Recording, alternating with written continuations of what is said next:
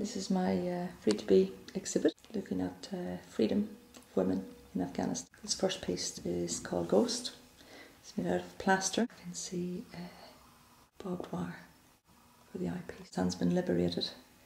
They still suffer from oppression, particularly in the rural areas of Afghanistan, and they still require to wear the burqa. Next piece is ceramic sculptures. There's 6 in total. These are ghosts, like empty soul images, and each one has details of Afghan embroidery. They literally are empty burqas.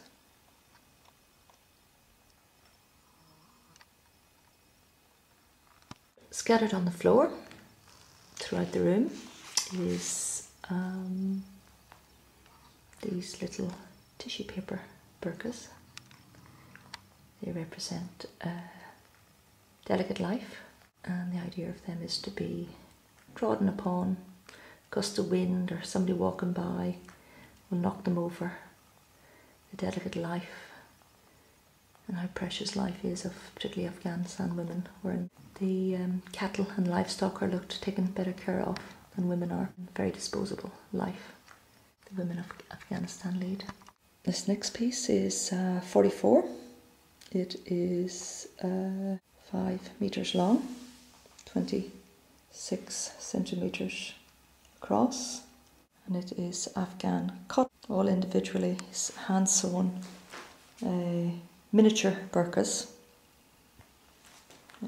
And 44 is the life expectancy of an Afghan woman. Not very high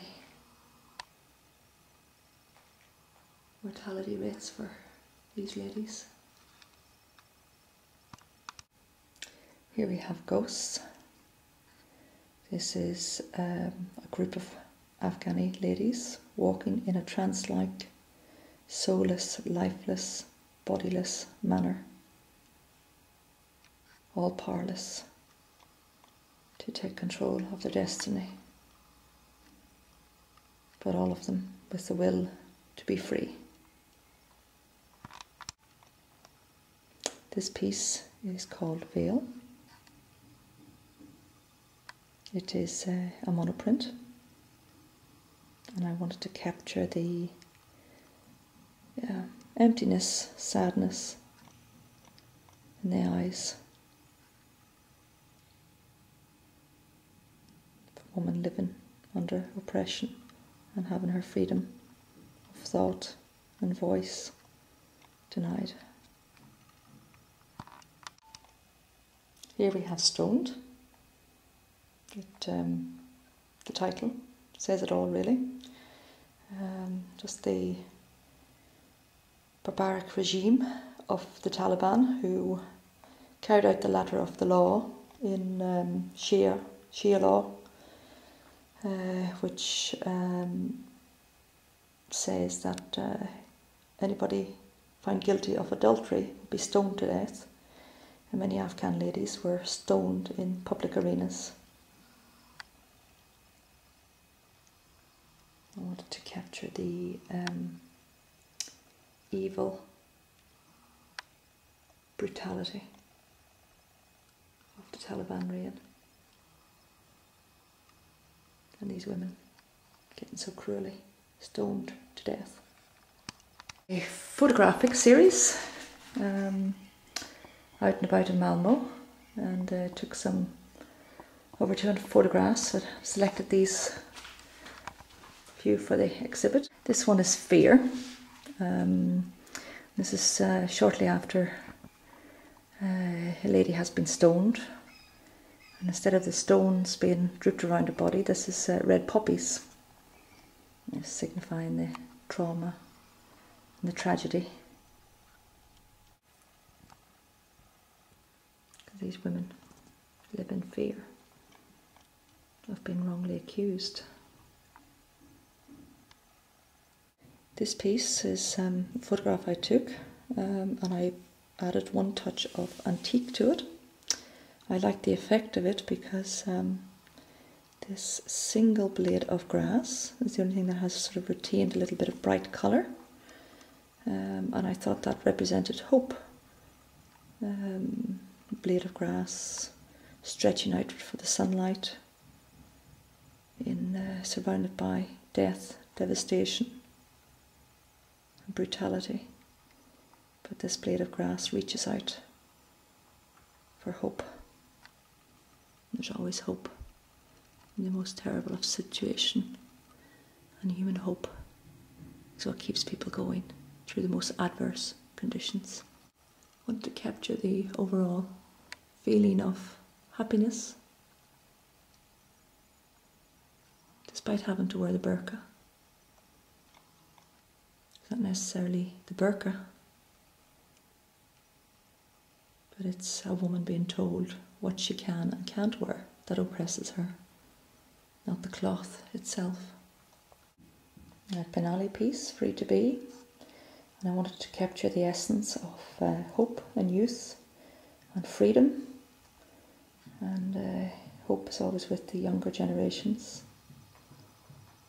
And this young child, 10, 11 years of age, with a whole future in front of her.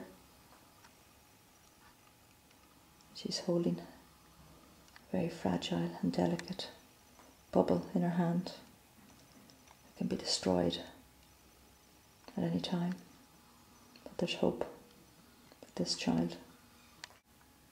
The whole reason for the exhibit is to let people have an experience of wearing a burqa, and I'd like them to come in and look at the pictures and my work in the burqa and just get I want to record some impressions of how this feels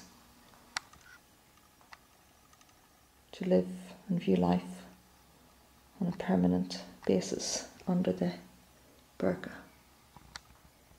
The restriction of peripheral vision, the claustrophobia, the restraints, the tentative steps of wearing a burqa. Small lady, a small head. Yeah, quite small. Can you see very much out of your... Yeah, you can see, I mean, but it's weird. Why do we need to hide? Oh, God. It's a normal peripheral vision that you don't realise it's Normally a little bit larger than that. No, it's the same. Yeah, it's You can't even see where you're going from. I don't see anything. Try it. Try it. Sweaty. So where did you find it in the end? I find it very hard to see it. Yeah. Ronan.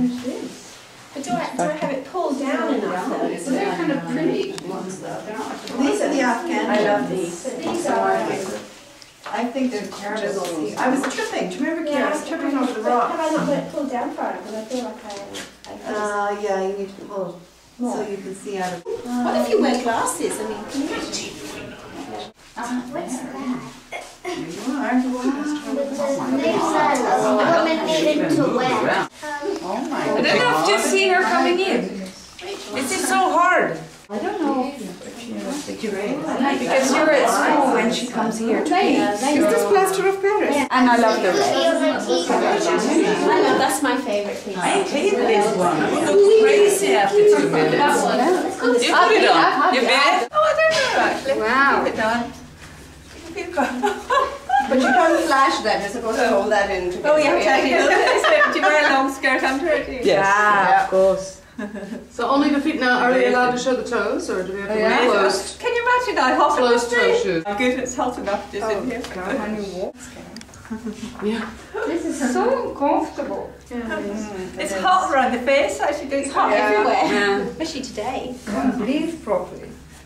And how on earth do you shop and hair like this? But It you're a was woman so too, couldn't you take it off? No, because we were in a hotel cafe. This is not easy. Oh, gosh.